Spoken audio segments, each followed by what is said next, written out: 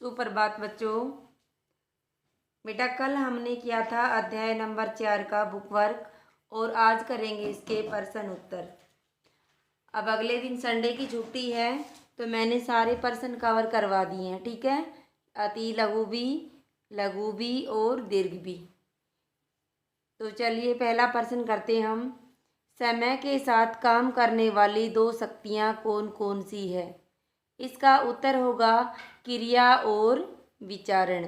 आपको बड़ा करने की ज़रूरत नहीं है क्योंकि ये वन वर्ड वाले हैं, ठीक है। अगला प्रश्न है, समय का सदुपयोग कब किया माना जाता है? दोबारा सुनिए, समय का सदुपयोग कब किया माना जाता है? जब उसके साथ उत्साह भरा विचार प्रवाह जुड़ा हुआ हो। अगला प्रश्न है, समय का दुरुपयोग कब किया माना जाता है? कब माना जाता है? निठल्ले बैठे रहने पर समय का दुरुपयोग माना जाता है। अगला प्रश्न है बेटा लघु उत्तरीय प्रश्न नंबर 1। कोई कृति कब गौरव गरिमा का परिचय दे सकेगी? इसका उत्तर होगा काम छोटा हो या बड़ा उसका स्वरूप बन पड़ा। यह इस बात पर निर्भर करता है कि उसके साथ कितनी दिलचस्पी जुड़ी रही, उसमें कितनी गलतियां न रहने देने के लिए कितनी चेष्टा की गई, श्रृंगारपूर्ण बनाने के लिए या उसको अच्छा बनाने के लिए उस हेतु कितनी तत्परता बरती गई। यदि किसी मनोयोग पूर्वक किया गया कार्य होगा उसे प्रतिष्ठा का प्रश्न बनाकर अधिक से अधिक अच्छी तरह से किया गया होगा तो निश्चय ही वही कृति अलग से अपनी गौरव गरिमा का परिचय देगी। किस प्रकार के लोग अपने क्षेत्र में बाजी मारते हैं? तो किस प्रकार के लोग मारते हैं बाजी भाई? व्यक्तित्व के धनी ये अपने अपने क्षेत्र का नेतृत्व करते देखे जाते हैं।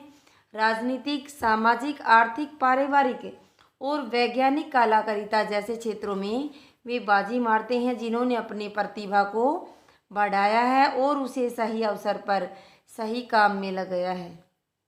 अगला प्रश्न है, अच्छी वस्तुओं के निर्माण में क्या पृष्ठभूमि बताई गई है?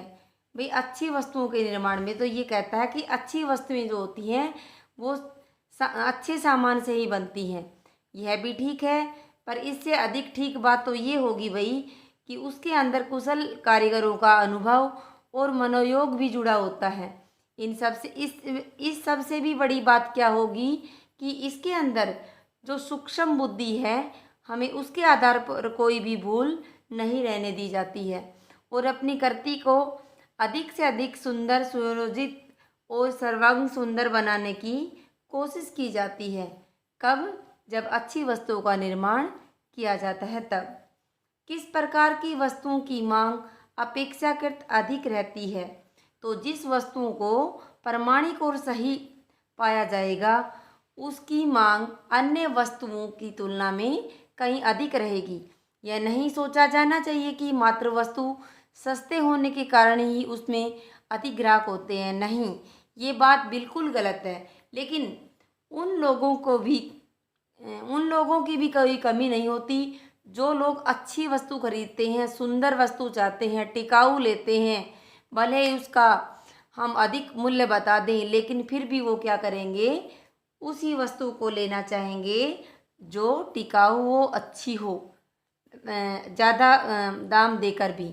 स्थायी ग्राहक इसी आधार पर मिलते हैं। आगे आते हैं दीर्घ उत्तरीय प्रश्न। किसी भी क्षेत्र में मूर्धन्य लोग सामान्य स्तर पर किस प्रकार पहुंचते हैं?